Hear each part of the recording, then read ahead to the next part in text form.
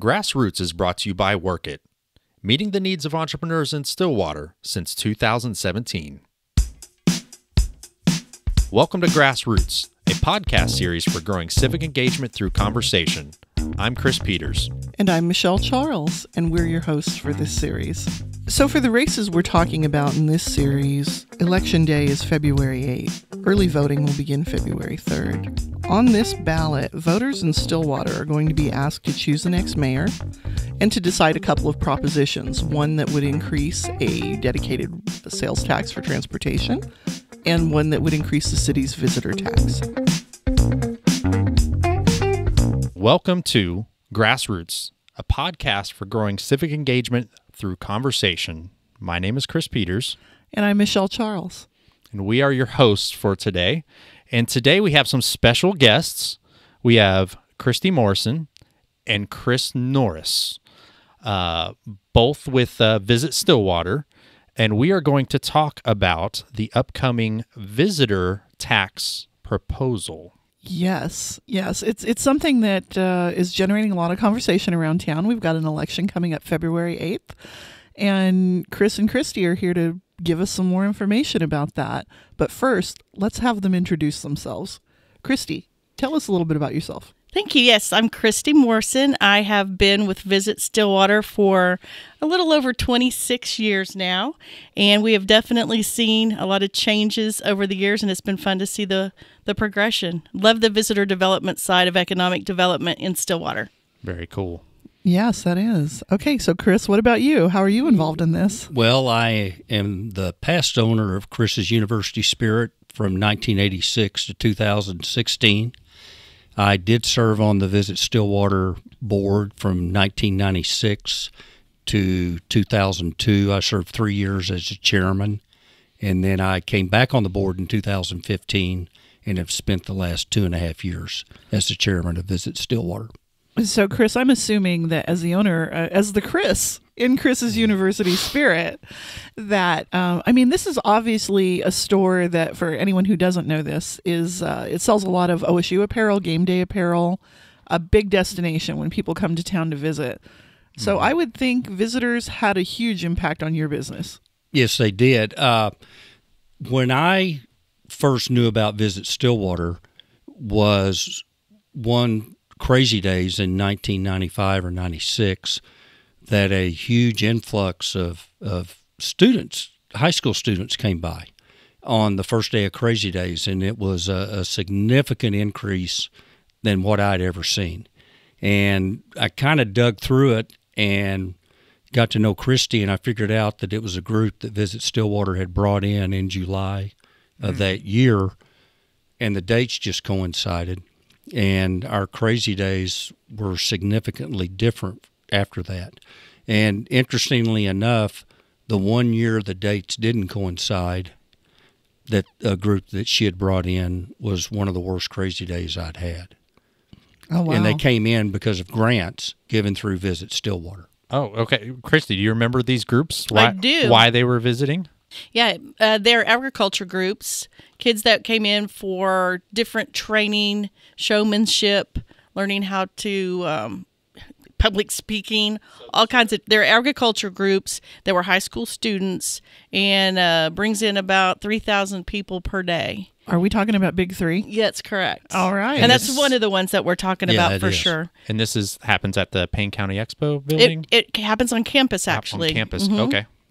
It's a great event, been going on for a long time. It has evolved over the years, and it worked out great when we were able to merge them together at the same time as actually Crazy Days and Joe's anniversary, so that why would we not want those all to kind of happen coincidingly, so that when parents drop their kids off on campus, they have a day to fill. So they can take brother, sister, whoever out and about in campus and do their back-to-school shopping. So it's worked out really well. The Joe's Reject Sale was always a really popular That's when they destination loved for those kids. That is so true. But, Big Three, it's actually named for the big three areas of livestock. It's swine, beef, and goats and sheep. All right. Big three sort of species or groups. That is correct. Yeah. So that influx there on what was making that Crazy Days kind of, you said it just kind of came off your worst Crazy Days. Well, it was just the magnitude of how many came. Okay. And we're talking about 16, 17-year-olds, not my normal Crazy Day customer that usually was older than that. That was the first time I'd seen the influx of that age, and it was a magnitude of these people. Like you say, 3,000. It was almost overwhelming how many came. Okay. Cha-ching. Yeah. Yeah, I guess I didn't originally think like, yeah, of course a high school student's probably going to have like $10 or $20 in their pocket to be like, oh, I need to grab a T-shirt. Exactly. So, I mean, part of what makes all that possible or helps you to give grants and to, do the marketing that encourages groups to come here is the visitor tax that the city has been collecting for a while. Can you tell us a little bit about the history of that tax and how we started to collect it? Sure. I even researched at the Stillwater Public Library microfilm back in 1985 and read news press stories about it. So it's fascinating. There was a committee put together by the chamber and the city. And interestingly enough, Ivel Gregory, who currently sits on our board, was chairman of that committee who passed the original hotel tax. The intent of passing that tax was to fund the operation of a destination marketing organization. Of course, that term didn't exist back then, but the whole purpose was to start a convention and visitor bureau or a destination marketing organization to market and promote events. At that time, it was primarily because of we had just recently become the host of the Special Olympic Summer Games. And I don't know, Michelle or Chris, if you remember the Taylorsville County Fair. I remember Taylorsville. So it was primarily those were two major events, and everybody noticed a big influx of visitor dollars. It was making an impact. If we have an organization that would bring in more events like that, then that's why we were created back in. So it passed in 1985 at 4%, and it has been at 4% for the past 36 and a half years. So can I ask a quick question? Sure. So back in 1985, was this a relatively new concept? Was this something cities were just starting to do? It wasn't new for nationwide. It was definitely new for Oklahoma. We are one of the first DMOs in the state of Oklahoma. It started much earlier than that, and it actually started in Detroit, Michigan. And that's where the whole concept started, and really hoteliers started it. Nobody comes to a community because we have a great Holiday Inn or whatever. They come because of events, businesses, museums, attractions, things that are going on. So they said, well, if we could have an organization that will promote these types of things in our community, they will then fill up our properties. So they realized that by collecting this tax from the visitors, they had a professional sales and marketing team to promote stays in their different properties. The history is pretty cool. Okay, very good. So what has it been used for over the years? Just absolute nonstop recruitment to get people to come to Stillwater. We give grants. Our budget is roughly $50,000 to $60,000 a year, and the staff that visits Stillwater recruits people to come here, and they come primarily to the Expo Center. And that's right now. That is the place that we can have these kind of events. Is it because of the size? Absolutely. Okay. And with the convention center coming on board, that's going to be a huge impact to this city on what we're able to recruit. And we'll get into the probably the weeds on this, but yeah, our conservative guesstimates are that we will be able to raise those grants from $50,000 a year to $200,000 a year. Oh, wow. That's a huge increase, and that's conservative. Wow. Okay. So in addition to the grants, there are other types of support your office offers to groups. I know I've heard you talking about this before, whether it's, arranging for hotel blocks or, different types of marketing, reaching out to different people. What are some other things that people may not realize go into enticing a group to coming here? Like Chris said, the grants are outstanding. we're like any other form of economic development, and these are visitor development incentive grants. What's great about, and I know that I'm biased, but what's really cool about ours are that typically a lot less money in a grant for a lot quicker return, and you see that the results much faster. We actually, Michelle, have 2 pages of sales and services that we provide and marketing services that we provide groups. So what you were saying on the sales side, we do hotel room blocks. We will help you find catering, AV, plants to rent, plants to buy, decorating services, somebody in town that will do balloon arches, anything that makes your event successful. Now, after we've planned the logistics of the event on the marketing side, we can help hook them up with the newspaper to write an article, let people know what's occurring, or post-event, how it occurred and how successful it was. Local radio, local TV. We can provide visitor guides, visitor bags, information to hand out at registration. We can set up a booth at registration to help people know what to do in their free time. So there's no limit to the amount of services that we'll provide to make sure that an event occurs in our community. Because getting the events here, one thing, keeping it here is a whole nother thing. And the way you keep it is to make sure that they had a great experience and it was super successful while it was here. So something that jumped out at me in what you said is that you said, as in other types of economic development, people may not think of visitor recruitment as a form of economic development. Let's talk about that a little bit. Oh, sure. We face that all the time. People just don't see it as economic development. We in the visitor development industry will often say it's the first date in economic development, because it's a very rare occasion that somebody's going to move to a town, go to school in a town, move a business, expand a business in a community that they haven't first visited. Mm-hmm. So every form of economic development starts with that visit.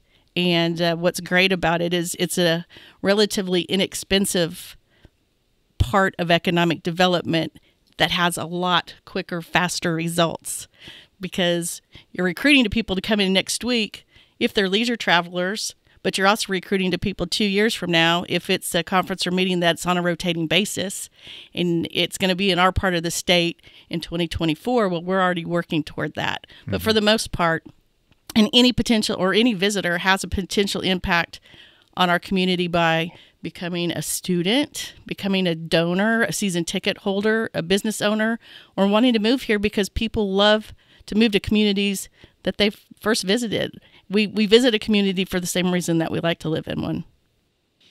Okay, so Chris, let's talk about this proposal. What exactly and Cristy, both of you, what exactly does the proposal do? How does it change what we're currently doing? Well, it brings us from 4% to 7%. Okay. So we're going to add $3 per $100 per hotel room. Those monies will then be divided in a 70-30 split between Visit Stillwater and the City of Stillwater. The City of Stillwater has a tourism committee that, as of this time, Councilor Zanotti chairs. We did meet one time. We met in February of 2020. Huh. Convenient, huh? Yeah, and we have not met since. Yeah. But there are 5 other members of that committee, of which I am one, because of my position as the chair of Visit Stillwater. And the chair of Visit Stillwater will always be on that committee. Who else is on it? Ross Martin is our hotelier representative. Sally Turner from District Bicycles. Joe Weaver from Oklahoma State. Christine Waits, just community volunteer. Okay. Yep, that's it. So that's it. It's a good group. But we will be able to take these 30% funds, and this is the way this thing is written, so I want to be very clear with that, that it goes to this tourism committee. So, you mean the tourism committee when you say we? Yes. Okay. And it goes to that tourism, that 30%, which we think conservatively will be around $350,000 to $400,000 per year. Okay.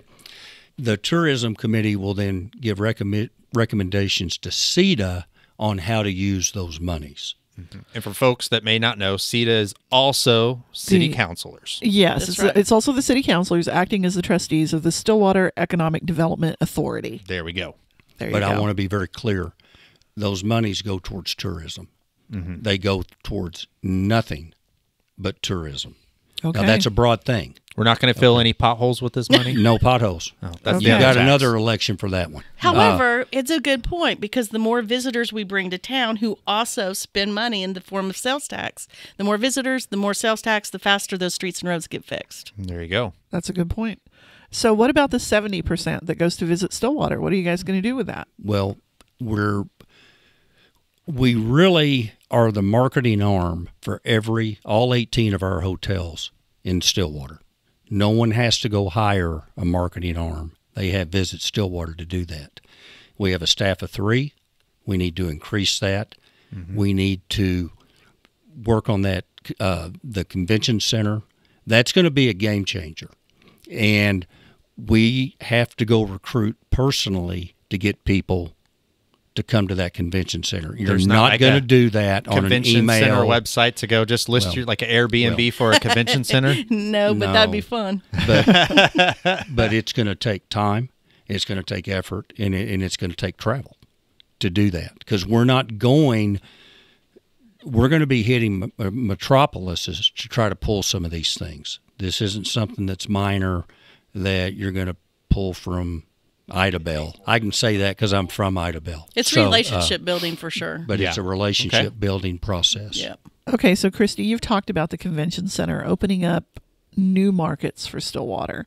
It's not just about, because people were worried, frankly, that, if a hotel already isn't full as much as they want to be full or all the time, and you bring another big hotel and a convention center in there, would it cause a problem? However, your argument is that having this new facility to offer opens us up to all new markets, which ultimately could benefit everyone. Oh, absolutely. In fact, we just in December held our quarterly hotel luncheon, and every hotelier in the room is super excited about the convention center, even realizing to have a successful convention center, there's an attached or adjacent hotel. But they realize that the convention center is going to hold 1,000 people.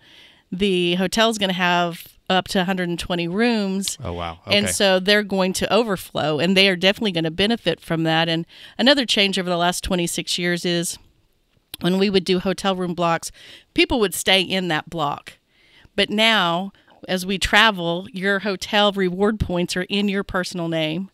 And so although the hotel of the convention center may be one brand, if you're collecting Marriott points or Hilton points or whatever, you as a consumer are going to stay in that property to build your reward points and drive the 2 gamification of miles. things. Correct. Absolutely. It's absolutely right, but that's the way the world works now. And so Yeah.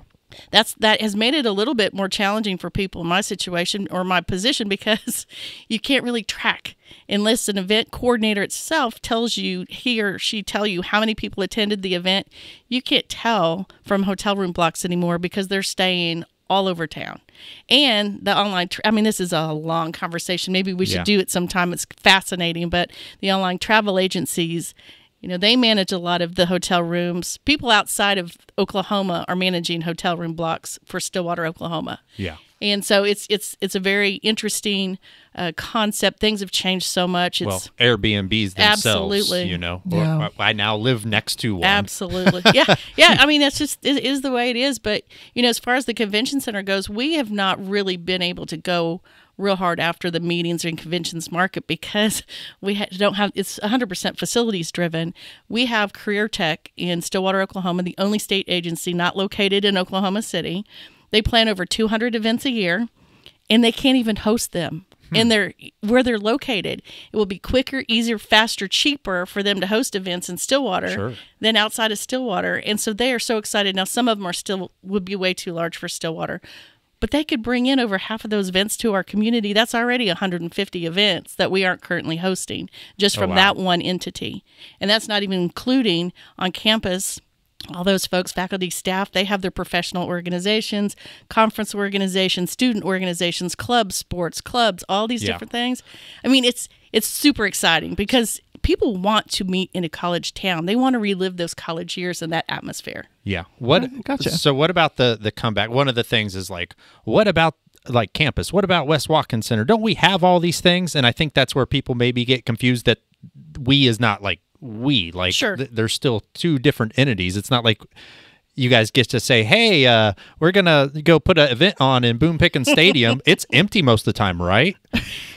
Well, we don't You own mean they that. don't get to do that? Exactly. And there's no parking. At Boone Pickens there is. Yeah. But the problem is the parking at Oklahoma Okay. State. Yeah. Number one, Oklahoma State's a university, not a convention center. Not in event space. They would use this, I think, extensively to have groups. We have, it's going to have a parking garage on it. Mm-hmm. So it holds many more cars than it does guests that are staying the night. Interesting. Which is coming from retail. I understand how important parking is. Yeah. And you can't park at Oklahoma State. I mean, Everybody in the room's going, We're Yeah. nodding emphatically. you just And can't. it's not, nodding. it's not supposed to be that It's way. not supposed to, Yeah. So we're going to fill a huge need that's been needed here for years. I talked in 1996 at the chamber in a meeting with a convention center guy. I mean, it's been going on that long. Yeah. When I was on Visit Stillwater's board the first time. I think I remember watching on YouTube, going back on the city's YouTube page of, I think, Dan Galloway, and it was when there was a whole drawing and picture for a hotel convention center right there where Block 34 on Block is. 34 back in And 2012. all that. So I know this or has 2011. been a thing that's just like Yeah, it started before him. way multiple. Yeah. Yeah. But yeah, it's been definitely a thing. Okay, but Right. it's happening. So Okay. this might be a good transition into our top 5. I think our editor Bo Simmons might have given you like a 5-minute heads up on this.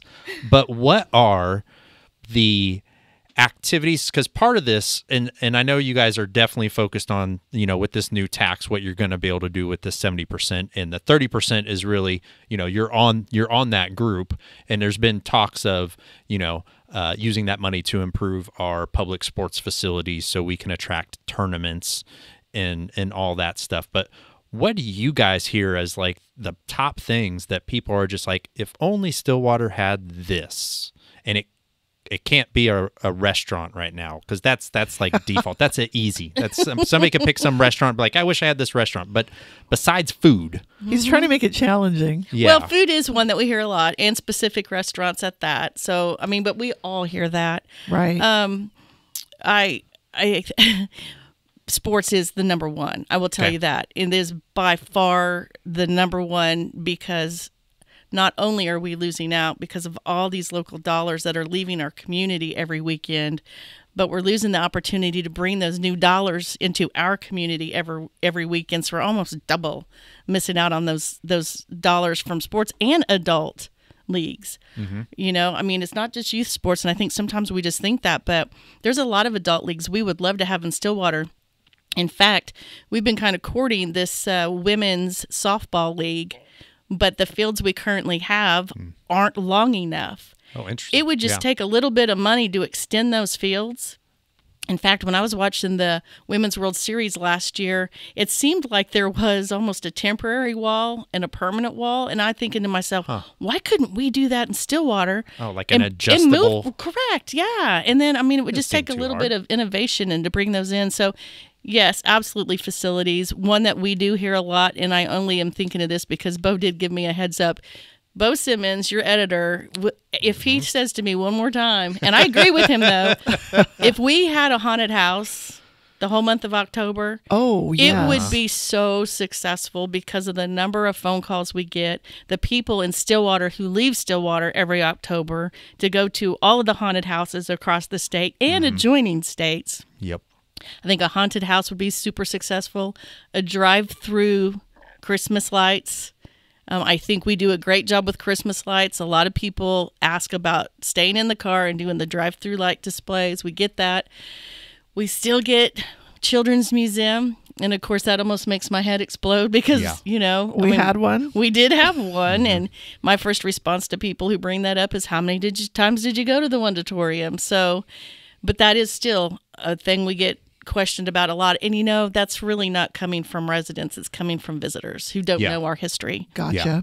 Yeah. So those are the kind of things. If you want to ask me, I pulled out a notebook looking up something for Chris the other day, and I pulled up board minutes from 21 years ago when we talked about having a building to have a Red Dirt Music Hall of Fame. So we've been talking about that for over 2 decades. Yep. I would love to see a transportation museum because of what Guy Cooper and the Cooper family has in the form of motorcycles and bicycles, and Tommy Foreman with all of he's got motorcycles and tractors and just crazy cool stuff. I'd love to see that.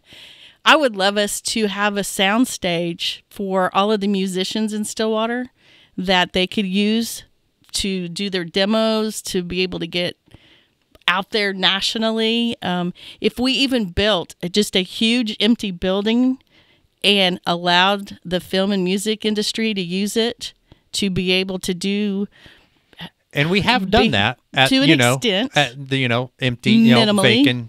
Vacant buildings. Yeah, Right. Well, and there are communities that are actively building sound stages. That's correct. Yeah. To attract film crews. yeah. So there's a million things on my wish list. Is there anything you're excited about with the potential of Block 34 and Kicker, and possibly being able to have yes. concerts and stuff like that right in the middle of downtown? Oh, there's so many things in Stillwater right now with the convention center, with downtown, and Steve Irby. I mean, he's one of the guys I met when I very first started out of college, and has always been such the gentleman and so smart.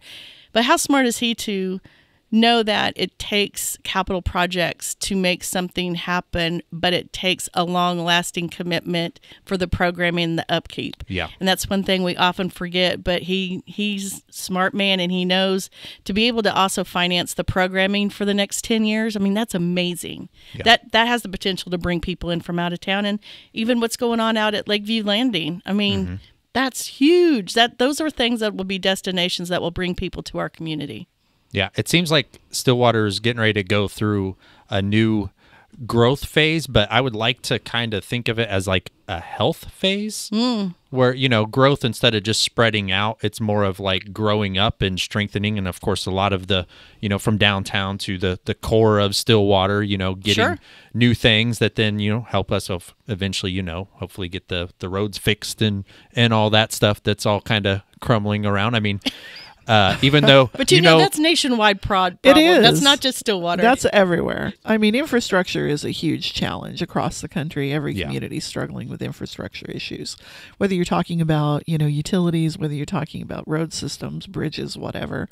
It's just tough. It's tough to, have enough money to keep all that up. And again, that's why everybody is chasing those visitor dollars. That is kind of the holy grail, isn't it? It's someone who comes to your town, spends some money, and then goes home. Yeah.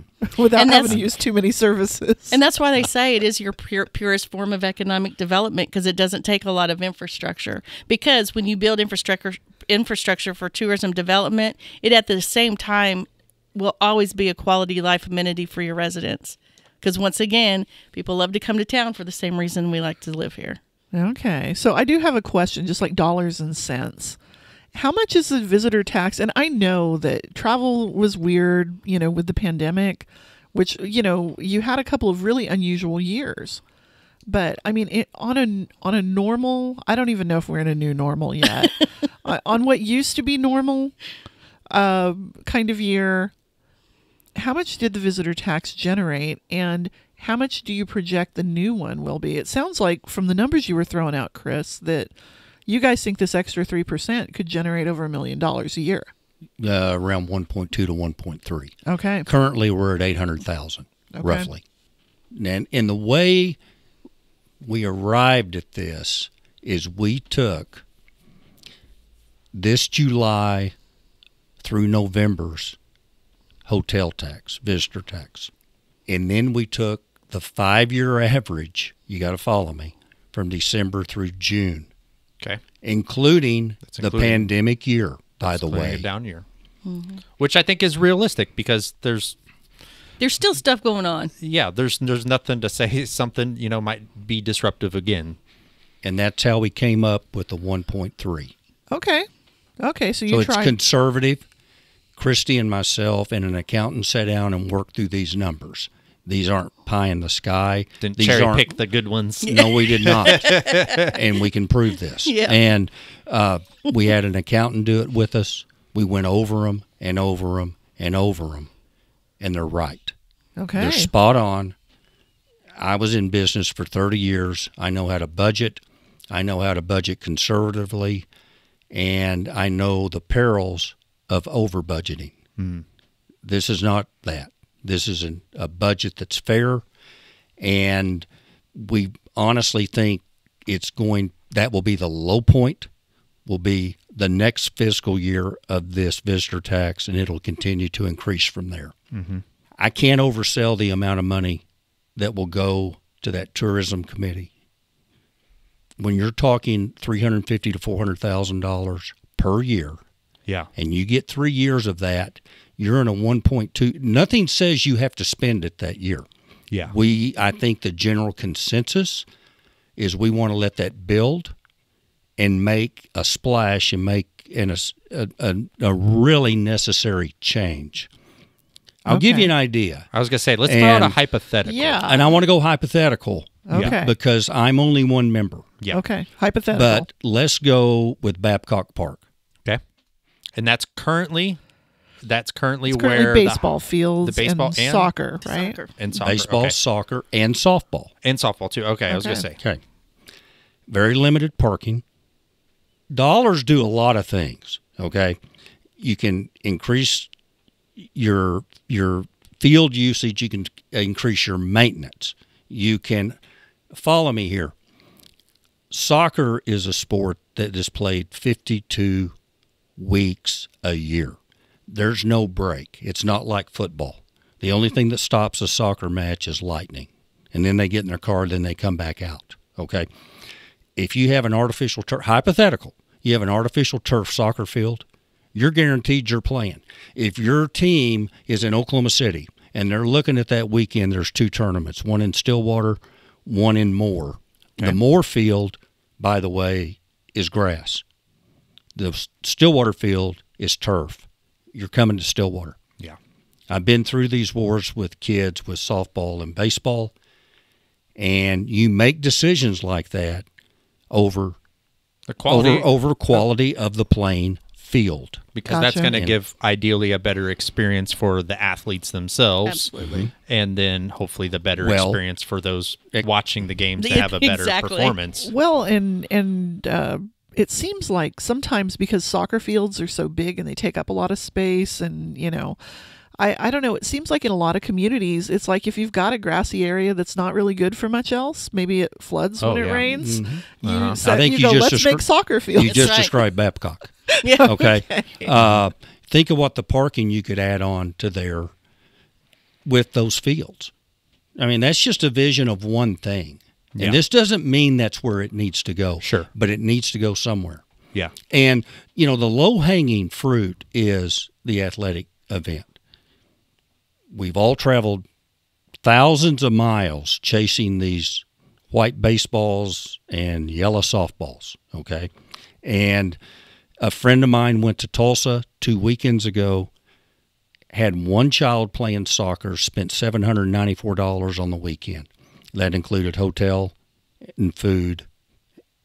And you can just extrapolate that out by hundreds It's a lot of money. when you have people that come into town. And by the way, these baseball games and these softball games, they're normally not back to back to back to back. You have a break. So then you come down and you go to Campus Corner, or you go down to the Strip, or you go down to the Joe's area, or you go to a shopping center. I mean, I have seen these things. I've seen them happen.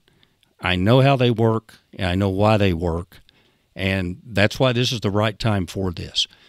This does not cost a citizen of Stillwater 1 penny. And I don't know of a better tax to have. Okay. It's the easiest sale I know to do, okay, is one you don't have to pay for. And it does work. Well, and speaking of that, it seems like, when you were talking about the level of tax, visitor tax collected in other nearby communities, that this would put us pretty much on par with them. I mean, I believe I heard that a lot of the surrounding communities, even if they're not already at or beyond this, are looking at doing the same thing, looking at raising it to the same level. I mean, can you guys talk about that a little bit? Did everybody just kind of like establish them and then just like sit there for a long time, or what happened? Well, most of them have been there over a decade. So, I mean, Chris knows the numbers. Enid, Perry, Ponca City are all at 8% and been there a very, very long time.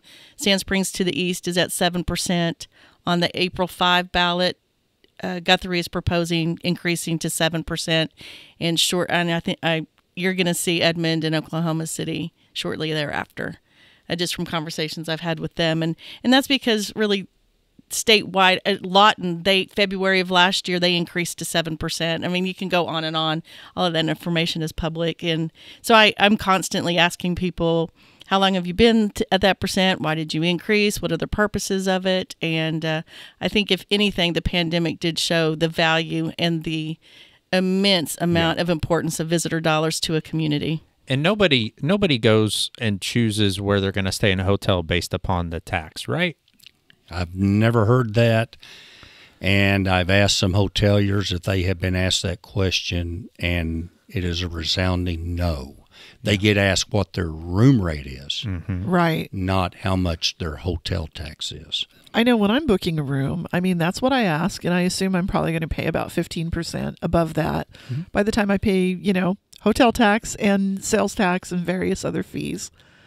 If you're on either coast, it's going to be 20% and more. There you go. There you go. But I think Houston, Texas is the highest in the country right now, at least last time I looked, because they built a NFL football stadium on part of that as well. Oh, there you go. Yeah.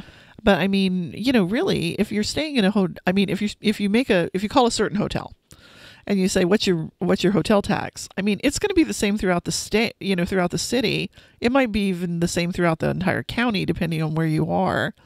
So, I mean, really, in order to get a different rate, you're going to have to go to a completely different community, which isn't where you want to be staying. I have noticed, too, that the communities that get a lot of our overflow when all the hotels are booked up for OSU apparently are either raising their rates or already a little bit above what we've been, because they've been benefiting from that. They have, yeah. We mainly Special Olympics and graduation and CAFRI and all the football games, mainly Guthrie and Perry for sure. And Shawnee.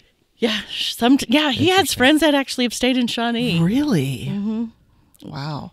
We hear some crazy stories. But it wasn't because of the hotel tax. I wouldn't think so. It was because of a room rate. Oh, okay. Yeah. So there are different factors that come into play here. Well, and we're all human, and we all have different factors that influence us. Sure. And to be fair, but a visitor's tax, I think you've got to look real far and wide to find someone that affects on a hotel choice or on a city choice that they choose. Sure. I mean, what frustrates me a lot more is the $25 resort fee that I pay when I'm just spending the night. Isn't that the truth? And that's for one night. It makes me mad every time. Well, you're right, though. I mean, it's true. Well, the thing I want to also reiterate, we have 18 hotels. With the convention center, we'll be at 19. We're going to treat all 19 equally. They still all have the chance to bid for events. No one's excluded. There's no preferential treatment. And then we also, the Airbnbs, the 80 to 110, depending on what time of year and what's going on, they pay that visitor tax also. Okay. So that's a level playing field, and that's something we've worked really hard on. Mm-hmm. And we heard our hoteliers, and it's not right that they had to pay that tax and the Airbnbs didn't. Yeah. And now they do. The city passed that a couple of years ago. We have extremely good enforcement now with the Oklahoma Tax Commission collecting the visitor tax. Yeah. Right. So we're on the right path with this thing. Well, and I remember that discussion, and that was really a matter of fairness, because in terms of being able to compete, if you would look at, like one of the short-term rentals, no matter what platform they were using, and it looked like it was a little bit cheaper, but some of that was because they weren't having to collect those taxes and remit them. Mm-hmm. They were kind of flying under the radar for a while. Mm-hmm. And cities across the country got wise to that and started really addressing that. And luckily, a lot of the major platforms are working with people, because rather than having action taken that would make people not able to offer that, or would have made it too difficult for their businesses to keep going and to expand, they said, you know what, we are going to cooperate and we're going to collect and remit this tax to the proper authorities. So that really has been helping. I'm not sure. I probably need to look at that, see how much that's generated just in terms of the Airbnb and the other short-term rentals over the last few years. Well, if you're able to get those numbers extrapolated out of the total, I'd be curious to know too, because I'm not able to get that. But I will tell you, from a Visit Stillwater standpoint, it has been very helpful to us to be able to market and promote those short-term rentals in our community, because there's so many times a year that we really need that help. And it wasn't really right of us to promote it in the past when they were in direct competition with those that are our funding source. And so it has helped us out tremendously. So many of them are so thankful because now they do appear on our website, and we do keep that updated as much as we hear about them. Yeah, there's a benefit to them. There is. And in fact, I will tell you, there's even a short-term rental, really nice cottages right outside the city limits, and she voluntarily remits to us what 4% of her total sales are so that she can also take advantage of our marketing efforts. She doesn't have to do that, but she saw value, and she, like clockwork, every single month. It's kind of like, okay, this is where everybody else is. I kind of need to be there too. Yeah, she's a very smart businesswoman. Sure. So what else do people need to know about this? What have we not talked about yet? Anything we missed? Well, Chris was talking about how it's not a tax that is imposed upon residents for the most part, unless you're like me and your air conditioner decides to go out in August, you go stay in a hotel room, you're going to do that. But it is a reciprocal tax. You as a resident may not pay it in Stillwater, but you certainly pay it everywhere else you go. And so I do think that's one reason that destination marketing organizations worldwide take so seriously making sure that those dollars are spent in the manner that was intended, because we do feel like we are kind of overseeing those dollars that people in Stillwater that are not in Stillwater have paid. So we want to make sure that those dollars do go to really enhancing the visitors, basically enhance the future experiences of other visitors. Well, and I can kind of see this as, we talk about it as the holy grail of marketing, right? Where someone comes to your town, they pay some taxes, they spend their money, they go out and eat, they do whatever, and then they go home and they don't use your infrastructure. But having said that, they're also not helping to support your infrastructure, and they are enjoying your infrastructure while they're there. So I do think that having some type of a visitor-based tax, helps to underwrite a lot of those things that you really need, and that they are stressing because they're driving through for the weekend, if nothing else. Well, the number we came up with is fair. We did our research. We checked surrounding communities. We did not hurry this thing. This has been something that I had a vision of a couple of years ago, and we have methodically gone through it. COVID didn't help us, but COVID also let us see the benefit of what we were doing. And, COVID brought a lot of things to light, and we have a great university to sell, which a lot of our competitors don't have. Oh yeah. Right. Yeah, we got a big advantage. We got a huge advantage. And now we have a convention center coming on. Another huge advantage. We have great people here. We have great mom and pops. We have, just the lines outside of my store at times, my ex store. I don't want anything to do with it. You don't miss it? But no. I miss game days and I miss bid day. I loved bid day because I loved seeing the happiness of those young ladies. The line in Hideaway would stretch in front of my store. Okay. And instead of complaining, I was like, that's a good thing, because that tells me how many people are here. And I could judge literally sometimes what kind of day I was going to have by that. Take the deal to the big three. When I see a line lined up in front of Hideaway to get in and it stretches to my ex store, and you think about this, 3,000 young teenagers that we probably gave a $2,000 grant to, it's 66 cents a kid. Oh, wow. Well, that's the math. Yeah. Okay. For 3,000 kids. Wow. $2,000, 66 cents. Sure. To spend hundreds of dollars. And believe me, they're on foot. So they walk to my place, they go walking north, they go to Joe's, or they go to Garage. I mean, just go down the list. Just anywhere in that area. This stuff's simple. This is really simple, Uh-huh. and it's really easy. And the easy thing is it costs you nothing if you live in Stillwater. And that's what works. Zero. With this convention center going kind of right by Joe's in that area. It's already a heavily pedestrian area.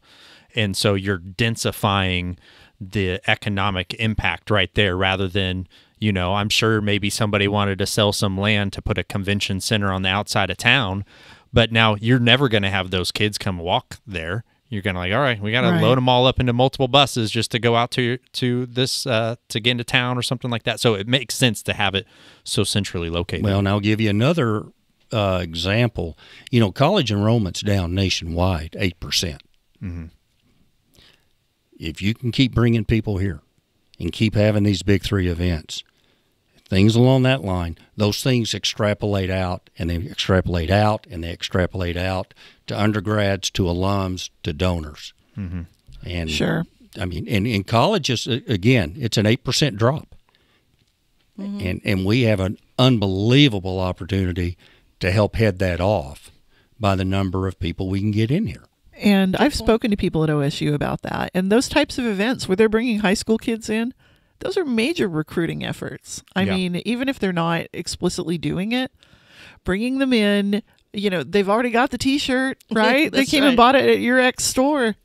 But those quality of life, Ex store. those amenities. So I remember, I think it was when the new athletic director kind of thought of this is how, you know, they have to look at the rest of the community even when they're recruiting college athletes. It's not just like, okay, you know, great, we've got great sports facilities, we've got awesome locker rooms and workout rooms for all of you, but these kids also want, like, I also want an awesome community with things to do, and it's, you know, Stillwater has an impact on whether they choose OSU. Mm-hmm. Right. Well, and I want to. That's why Chad's on our board, because he sees the correlation. It's interesting. I was going to go there. Our board has, and throw out names, and I know who. And you're they talking all the are. Visit Stillwater I'm talking about board. the Visit Stillwater Okay. board. But Chad Weiberg and Blair Atkinson came on together a couple of years ago. And when they got their recent promotions, Chad to the athletic director and Blair to the head of the foundation, I told Cristy, I said, we're going to have to be looking for 2 new people. Well, they didn't want to leave. With their schedules and what they're doing, Yeah. for them not to want to, and it's an easy out, man. It was an easy out with, hey, I'm having to deal with conference realignment. Are you kidding me? Right. No one would have blamed him. Yes, that's Yeah. right. And you know, he and I had a conversation. He goes, well, there's no way that I'm leaving that board.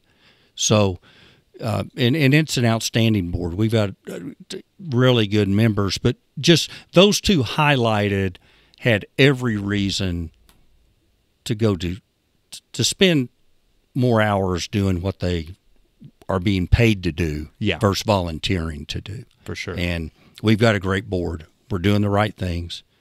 We're doing them at the right time.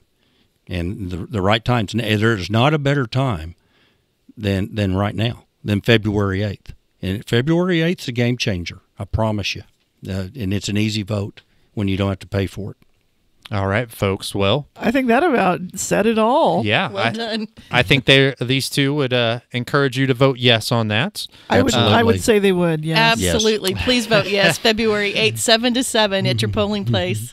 This Oh, is very good. audio only, but Christy's got a vote yes sticker on next to her name tag and all that stuff. So thank you guys for coming on. And Yeah, thank you thank for you. explaining this. I think it was fascinating to kind of hear, especially about that 30%. I think that was more, at least that I wanted to know about.